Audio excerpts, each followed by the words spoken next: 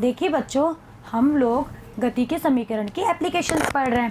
2 application हम करके आ चुके हैं, एक गैलीलियो वाला और दूसरा मुक्त पतन वाला। आज हम करेंगे कि जो हमारे वाहन होते हैं उनकी अवरोधन दूरी ज्ञात करने में भी इसका उपयोग होता है और एक प्रतिक्रिया काल की गणना करने में भी।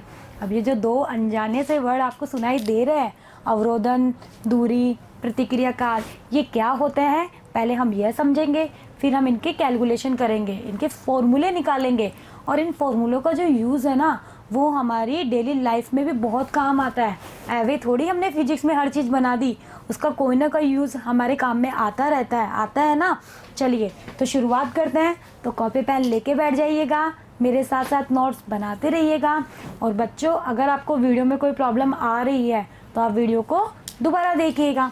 चलिए पहले हम करते हैं वाहनों की अवरोधन दूरी ज्ञात करने में। ठीक है, इसकी 3rd एप्लीकेशन है। अब देखिए, अवरोधन जो दूरी होती है वह होती क्या है। अवरोधन दूरी होती है, आप लोग खुद से सोचिए, आप लोग जब गाड़ी चलाते हो, ठीक है, और आपको ब्रेक लगाने होते हैं, जैसे किसी जगह पर ब्रेक लगाने की जरूरत तो पड़ती ही रहती है ना, तो आप ब्रेक लगाते हो तो क्या ब्रेक लगाते ही गाड़ी रुक जाती है? ऐसा होता है क्या कि आपने बस ब्रेक लगाया और हैंड टू हैंड गाड़ी रुक गई, उसने कोई दूरी तय नहीं करी? नहीं, एक्चुअली में ऐसा नहीं होता है। आप लोग जब ब्रेक लगाते हो तो चाहे वो थोड़ा सा ही चले लेकिन आपकी गाड़ी चलकर रुकती है, तो बस उसी दूरी को हम क्या कहते हैं बच्चों? अवरोधन दूरी कहते हैं। अब इस दूरी का जो यूज़ है वो बहुत अच्छी जगहों पर किया जा सकता है। वो कैसे, वो हम इसका फॉर्मूला डिराइव करने के बाद आपको बताएंगे। भाई कुछ सस्पेंस तो होना चाहिए ना, हर चीज़ अभी बता दी तो आप लोग वीडियो देखने में इंटरेस्ट कैसे लेंगे? ठीक है, तो अवरोधन दूरी समझ में आई क्या होती है?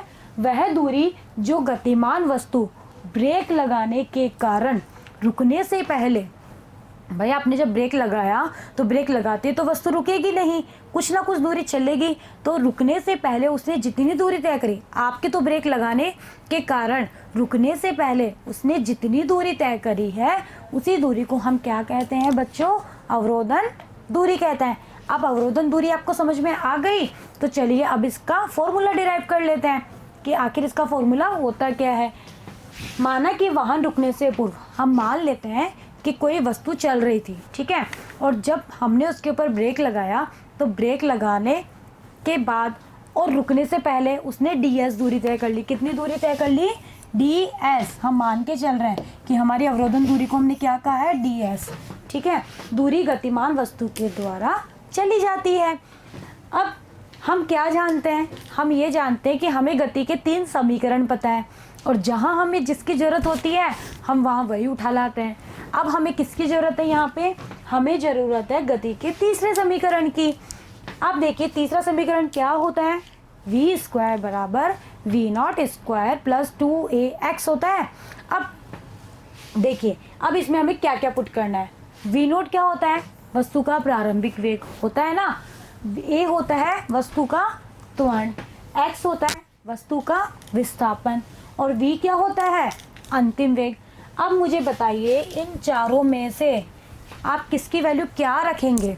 को थोड़ा सा दिमाग लगाइए, बताइए। ब्रेक लगा दिया आपने, भाई ब्रेक लगाया उसके बाद ही तो वस्तु रुकेगी, ठीक है, तो ब्रेक जब लगा दिया इसका मतलब क्या हुआ? वस्तु का अंतिम वेग 0 हो गया आपके बाद, प्रारंभिक नहीं अंतिम, क्योंकि आपने ब्रेक लगाया है, वस्तु चल रही थी बेचारी, आपने उसको ब्रेक लगा के रोक दिया है, यानी कि उसका फाइनल वेलोसिटी क्या हो गई है? 0। तब की बार आप क्या पुट करेंगे? v बराबर 0। और जब v बराबर 0 हो गया है तो उस कंडीशन में वस्तु थोड़ा सा फिर भी चलेगी ना रुकने से पहले, तो वही दूरी हमने क्या मानी है यहाँ पे? अवरोधन दूरी, और उसको हमने कहा है ds। ये ds ऐसे नहीं लिखना है आपको, d और ये नीचे आएगा s, ठीक है, ds। तो ये कितना हो गया? अब x की जगह क्या पुट करेंगे हम? ds कर दीजिए पुट।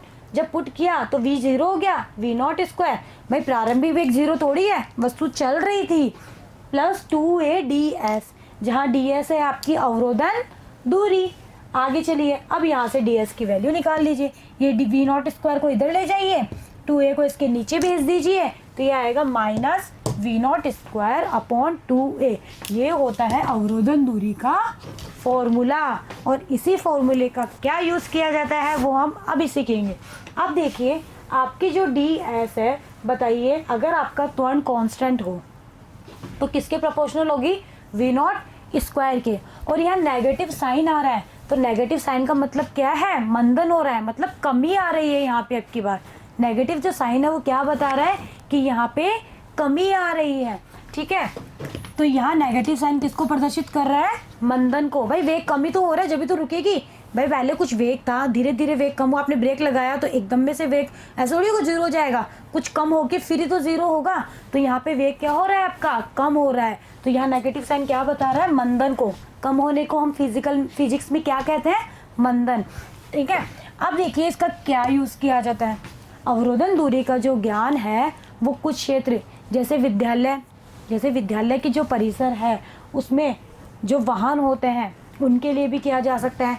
किसी हॉस्पिटल के बाहर वाहनों की चाल क्या होगी उसके लिए भी किया जा सकता है। किसी भी पब्लिक प्लेस के लिए किया जा सकता है। ऐसा क्यों भाई? हमें क्या जरूरत पड़ गई ऐसे? देखो, अवरोधन दूरी का ज्ञान कुछ क्षेत्र जैसे विद्यालय के निकट वाहनों की क्या चाल होनी चाहिए। एक जो चाल होती है वो फिक्स होनी चाहिए ना भाई। एक दे दिया जाता है उनको, गाइड चलाने वाले को, कि अगर ये अस्पताल है, ये विद्यालय है, या यहाँ ज़्यादा गैदरिंग रहती है तो आपको इतनी ही चाल से चलना है। ऐसा क्यों? क्योंकि अगर आपको इमरजेंसी में ब्रेक लगाना पड़ा तो डेफिनेटली आप कुछ अवरोधन दूरी तय करेंगे। अगर आपकी अवरोधन दूरी, मान लो आपकी चाल बहुत तेज़ है, इसका मतलब डायरेक्टली जो आपकी v है वो v स्क्वायर ds के समानुपाती है। यानी कि चाल बहुत ज़्यादा तो उसका स्क्वायर तो और भी ज़्यादा हुआ। नहीं हुआ? जब उसका स्क्वायर उतना ही ज़्यादा, इसका मतलब आपके द्वारा तय की गई अवरोधन दूरी भी बहुत ज़्यादा। और अगर लेट्स सपोज कि आपने विद्यालय परिसर में बहुत तेज चाल से चल रहे हो, ठीक है, तो बताओ आप जब जैसे ही इमरजेंसी में ब्रेक लगाओगे, कोई बच्चा आपके सामने आ गया, लेट्स सपोज आपने ब्रेक लगाया, तो आप क्या करोगे? बहुत ज़्यादा अवरोधन दूरी तय करोगे। तो आप उस बच्चे को टक्कर मार सकते हो या नहीं? भाई आपने ब्रेक लगाते तो वस्तु रुकेगी नहीं, ये तो हम अभी सीख चुके हैं। वो कुछ ना कुछ अवरोधन दूरी तय करेगी।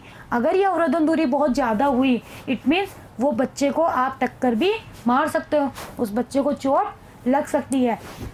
इसलिए ऐसी जगहों पर जो चाल होती है, वाहनों की जो चाल होती है वो फिक्स कर दी जाती है कि आप इतनी चाल से ज़्यादा नहीं चल सकते हो। और वो किस तरह से फिक्स की जाती है?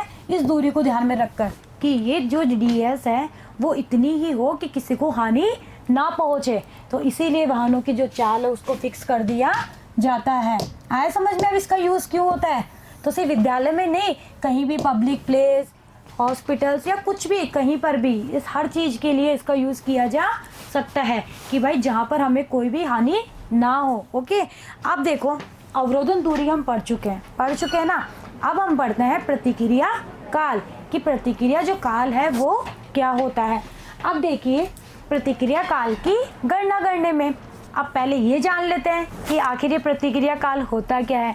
तो प्रतिक्रिया काल ये होता है, जैसे आप लोगों ने कोई घटना देखी, ठीक है, आप लोगों ने कोई भी घटना देखी, तो ऐसा तो नहीं है कि घटना देखते ही आप एक्शन ले लोगे उसके अगेंस्ट। भाई आपको सोचने के लिए थोड़ा सा टाइम तो चाहिए होगा ना। ऐसा तो नहीं है कि हाँ एक्सीडेंट देखो और तुरंत आप पुलिस को फ़ोन कर दोगे, ऐसा होता है क्या? कुछ हल्का सा आप अपना भी तो माइंड सेट करते हो कि हाँ हमें क्या करना चाहिए, ठीक है।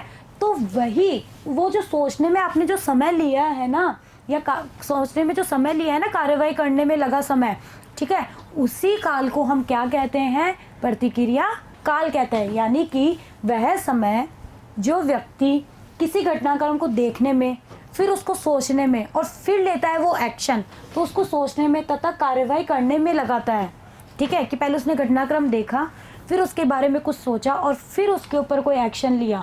तो इनके बीच में जो समय उसको लगा वही समय आपका क्या कहलाता है? प्रतिक्रिया काल कहलाता है। जैसे एग्जाम्पल लेते हैं, एक व्यक्ति है, ठीक है, एक व्यक्ति सड़क के ऊपर चल रहा है, कार चला रहा है, ठीक है, अचानक से उसकी गाड़ी के सामने कोई आ गया। भाई आपको पता थोड़ी कि कोई आपकी गाड़ी के सामने आएगा, जो भी चीज़ होगी वो सडनली होगी ना। तो जब अचानक से कोई व्यक्ति या कोई लड़का या कोई भी पर्सन उसकी गाड़ी के सामने आ गया, तो आप थोड़ा सा ब्रेक लगाओगे। आप क्या करोगे? आप तेज़ी से ब्रेक लगाओगे। लेकिन तेज़ी से ब्रेक लगाने से पहले कुछ थोड़ा सा सोचोगे तो सही। सडनली जो चीज़ होती है, हालांकि ये होता बहुत कम है, ठीक है, तो आप क्या करोगे? कुछ सोचोगे।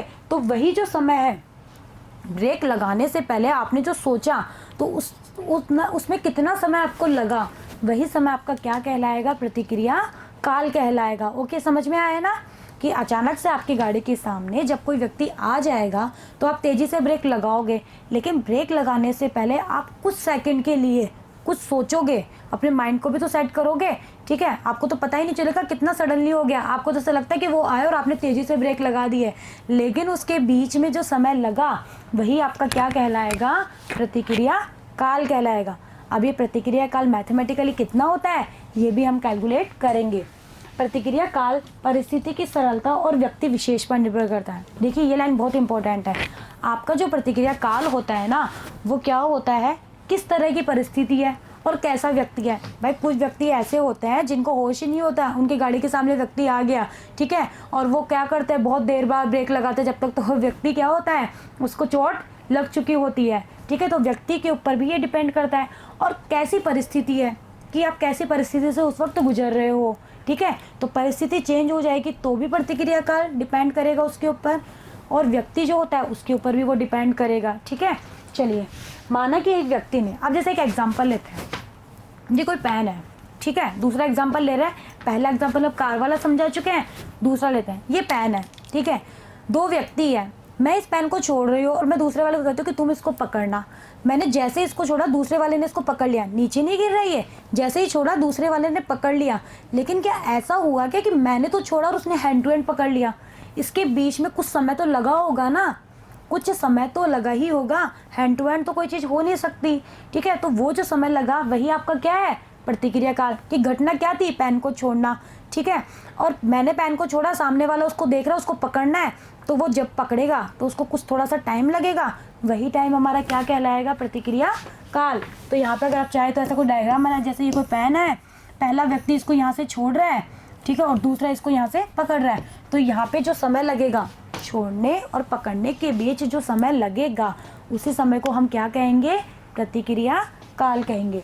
तो अब हम कहते हैं कि माना कि एक व्यक्ति ने एक रूलर मतलब कुछ भी ले लो, को मुक्त रूप से ऊर्ध्वाधर दिशा में, ऊर्ध्वाधर की बात कर रहे हैं, नीचे की ओर छोड़ दिया, और दूसरे व्यक्ति ने उसी समय उसको पकड़ लिया।